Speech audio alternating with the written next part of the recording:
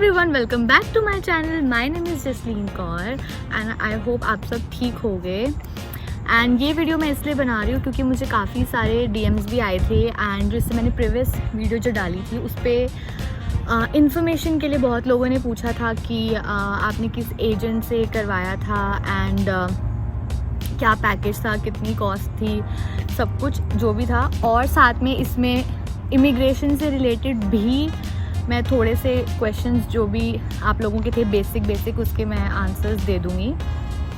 सो पहली बात, जो मेरा पैकेज था वो मेरा था India to Canada via Cairo. And ये मुझे जो पूरा पैकेज था इसमें RT-PCR टेस्ट इंक्लूडेड था एंड इसमें होटल का जो भी था expenses, breakfast, lunch and dinner वो इंक्लूडेड थे एंड बाकी सब चीज़ें और इंश्योरेंस भी जिनसे मैंने करवाई थी टिकट उन्होंने ही करवा के दी थी, जो ट्रैवल इंश्योरेंस होती है। एंड ये मुझे पड़ा था 2,50,000 का। और यहाँ से जो फ़्लाइट गई थी इंडिया टू कायरो वो थी ओमान एयर एंड वो चार्टर्ड फ़्लाइट थी। लेकिन इसमें पूरे चीज़ में 2,50,000 में एक चीज़ थी जो इंक्लूडेड नहीं थी और वो ये थी दैट वहाँ पे हम लोगों का कायरो में एक एंटीजन टेस्ट हुआ था जो कि वहाँ की गवर्नमेंट ने ही बोला है करवाने के लिए। सो अगर आप वहाँ पे हमें ऑन अराइवल वीज़ा मिला था, तो जब हम वहाँ पे लैंड हुए थे कायरो के एयरपोर्ट पे तो वहाँ पे हमें बिठाया गया था 2 to 4 आवर्स आप लगा लो। एंड वहाँ पे ही हमारे पासपोर्ट्स पे जो स्टैम्प किया गया था ऑन अराइवल वीज़ा इजिप्ट का कायरो, वो उन्होंने हमें दिया था। एंड वहाँ पे एक एंटीजन टेस्ट हुआ था, उसके लिए उन्होंने 1,000 इजिप्शियन पाउंड्स बोले थे। तो यहाँ से जब मैं ट्राई कर रही थी तो मुझे इंडिया से कहीं भी मुझे 1,000 इजिप्शियन पाउंड्स नहीं मिले। तो फिर मैंने बात वगैरह जो भी करी है, कहीं से पूछा या और बच्चों से पूछा, तो उन्होंने एक चीज़ बोली कि आप US डॉलर भी लेके जा सकते हो, तो क्योंकि वो उससे करेंसी चेंज करना ज़्यादा इजी रहता है। सो मैं 1,000 इजिप्शियन पाउंड्स की जगह 100 US डॉलर का जो करेंसी था वो ले गई थी। और फिर वहाँ पर जाके कायरो में जाके मैंने करेंसी एक्सचेंज कराया था। बट उसका एक डिसएडवांटेज ये था कि आई थिंक जो सब बच्चों के साथ ही हुआ, और ये चीज़ बिल्कुल भी ठीक नहीं है, क्योंकि वो लोग जो करेंसी बच रही थी, जैसे अगर मैं उसको 1,000 इजिप्शियन पाउंड्स में मैंने कराया तो उसमें कुछ US करेंसी बच रही थी, लेकिन वो लोग वो करेंसी नहीं दे रहे थे। उन्होंने सिंपली बोल दिया वहाँ पर कि आपको हम सिर्फ अपनी करेंसी दे सकते हैं, यानी कि मतलब इजिप्शियन पाउंड देंगे, आपको US डॉलर नहीं मिलेंगे। तो अगर आपको वो मतलब सही लगता है तो ठीक है, नहीं तो फिर आपके पास ऑप्शन है, मतलब फिर जैसे भी आप देख लो खुद। सो वो चीज़ मुझे थोड़ी ठीक नहीं लगी, क्योंकि वो एक तरह से एक टाइप का फ्रॉड ही हो गया। मतलब बच्चों के साथ ऑलरेडी इतना ज़्यादा एक्सपेंसिव है ये ट्रिप ऑलरेडी था, और बच्चे इतना प्रॉब्लम से होकर और वहाँ पे आए और फिर उसके बाद ऐसा कुछ हो तो थोड़ा सा लगता है। बट ये था, इसके अलावा इस टेस्ट के प्राइस, इस टेस्ट के कॉस्ट के अलावा बाकी सब कुछ जो था वो इंक्लूडेड था मेरी ट्रिप में। उसके बाद मैं सबसे पहले इंडिया से ओमान एयर के थ्रू हम पहले मस्कट में भी रुके थे।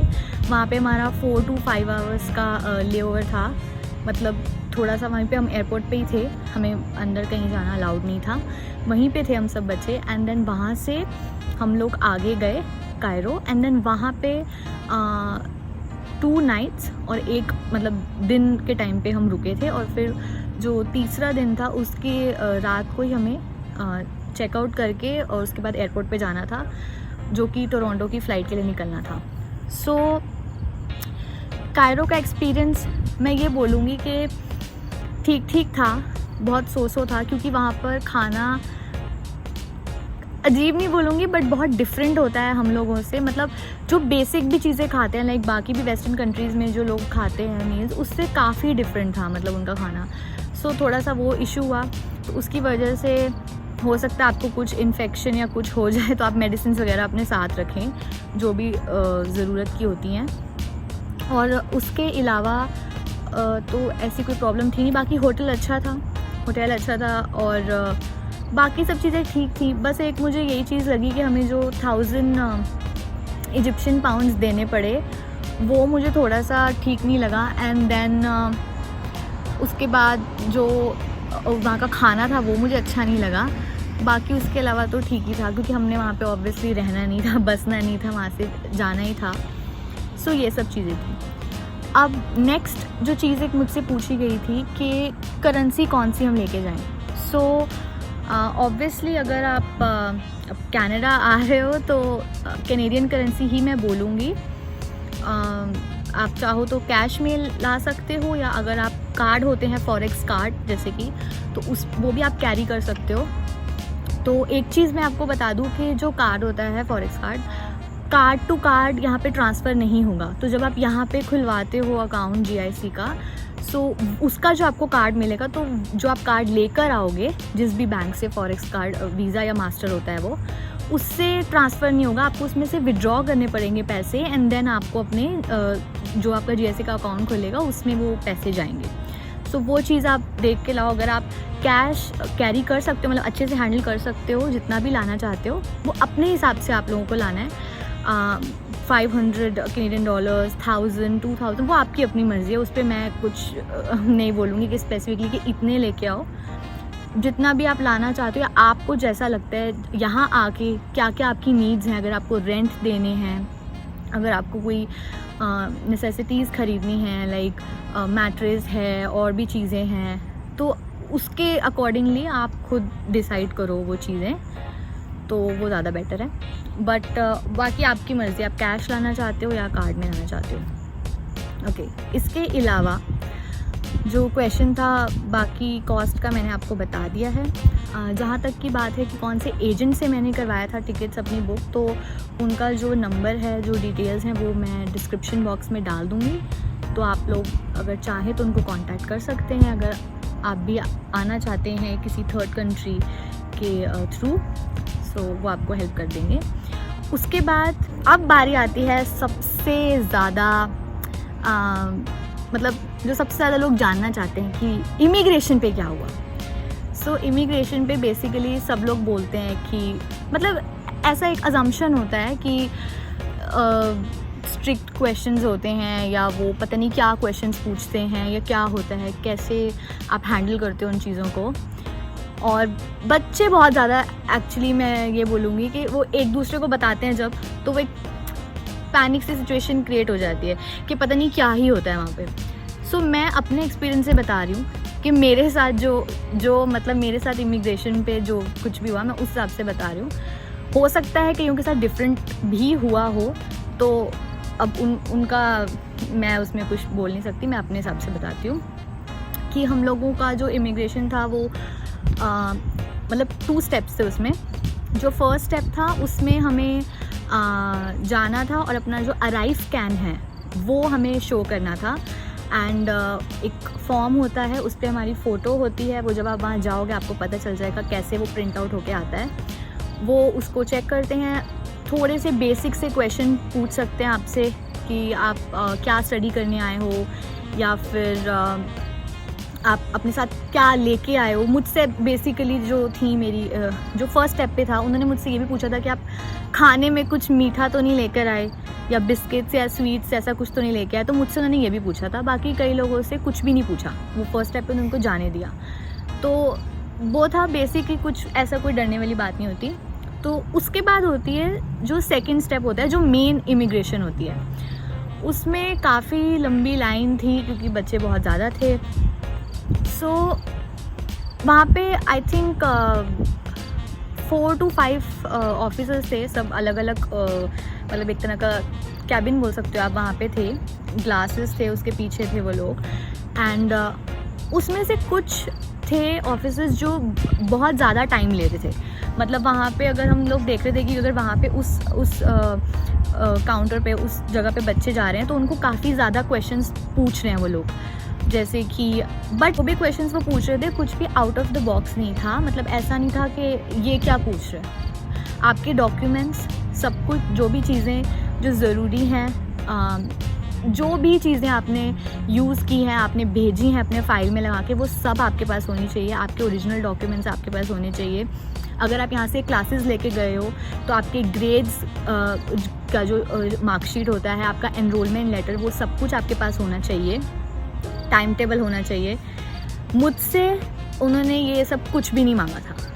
उन्होंने जब जहाँ पे मैं गई थी जिस काउंटर पे, वहाँ पे उन्होंने सिर्फ मुझसे बोला कि आप हमें अपना LOA दिखाओ, जो कि होता है लेटर ऑफ एक्सेप्टेंस, जो कि कॉलेज से हमें मिलता है। एंड उसके बाद उन्होंने बोला कि GIC दिखाओ, एंड फ़ी डिपॉजिट का जो एक सर्टिफिकेट होता है वो दिखाओ। ये 3 चीज़ें and my passport, that's it. उन्होंने मुझसे एक चीज़ नहीं पूछी। एंड वो इतने स्वीट से कि उन्होंने मुझे इतनी ज़्यादा प्यार से बात की कि मुझे लग ही नहीं रहा था कि मैं इमिग्रेशन में हूँ। मतलब सच में मुझे लग नहीं रहा था कि ये इमिग्रेशन हो रही है। मुझे ऐसा लग रहा था कि नॉर्मली जब हम किसी से लाइक स्मॉल टॉक करते हैं ना, बिल्कुल वैसा वाला फील था। तो मुझसे तो बिल्कुल भी ऐसा हुआ ही नहीं मेरे साथ कि मैं वहाँ पे, मुझे ऐसा लगा कि मैं नर्वस फील कर रही हूँ या कुछ।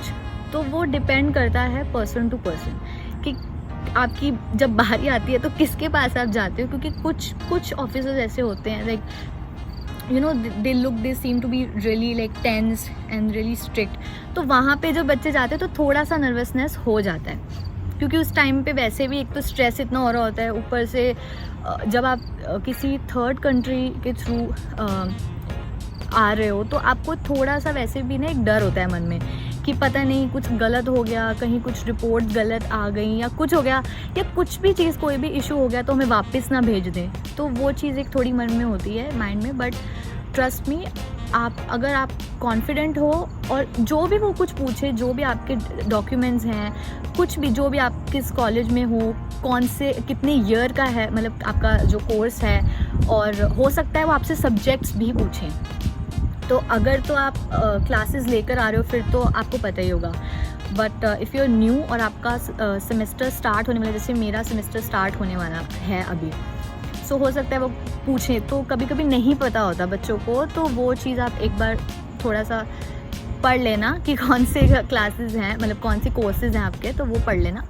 बाकी मुझे नहीं लगता कि कुछ ज़्यादा बहुत पूछते हैं, बहुत बेसिक सी इन्फॉर्मेशन होती है, और बहुत ही बेसिक जो आपके डॉक्यूमेंट्स हैं सारे वही होते हैं। वो तो ऑब्वियसली आप जब ट्रैवल कर रहे हो तो आपको वो सब चीज़ें साथ में चाहिए ही चाहिए, वो मैंडेटरी हैं, उनके बिना आप ट्रैवल नहीं कर सकते।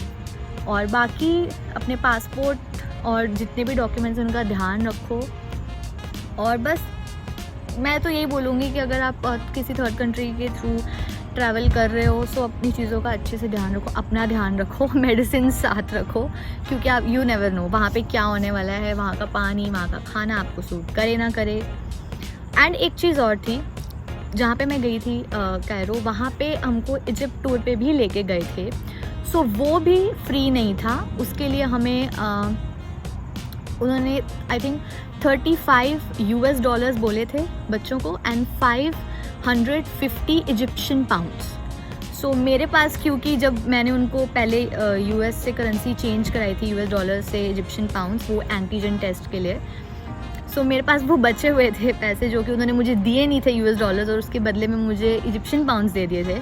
सो मैंने वही उनको दे दिए, बिकॉज ऑब्वियसली मैं वो कहीं यूज़ नहीं करने वाली हूँ अब, तो मेरा उसमें हो गया था नेगोशिएट, एंड उसके जो पैसे थे वो अलग से थे। सो अगर आप कैरो से ट्रैवल कर रहे हो और अगर आप जाना चाहते हो, घूमना चाहते हो, इजिप्ट देखना चाहते हो, पिरामिड्स देखना चाहते हो गीज़ा के, सो आप दे सकते हो। बट सही बताऊँ तो ऐसा कुछ होता नहीं है वहाँ पे, वो दूर से ही अच्छा लग रहा था, बस जब हम पास गए तो इतनी गर्मी थी और वहाँ पे मतलब इतना कुछ था नहीं, मतलब ऐसा लगा कि हाँ ये कुछ वो हुआ नहीं, वैसे वेस्ट ही हो गया मतलब यहाँ आना।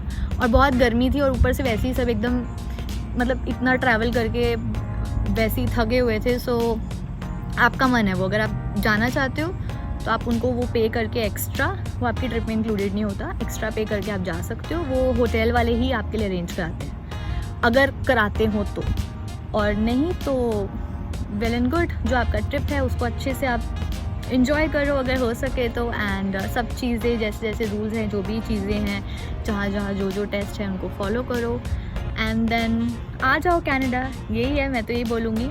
एंड इसके अलावा अगर आपके कोई भी क्वेश्चंस और कोई भी हो तो आप मुझे कर सकते हो, DM में पूछ सकते हो या फिर कमेंट सेक्शन में लिख सकते हो।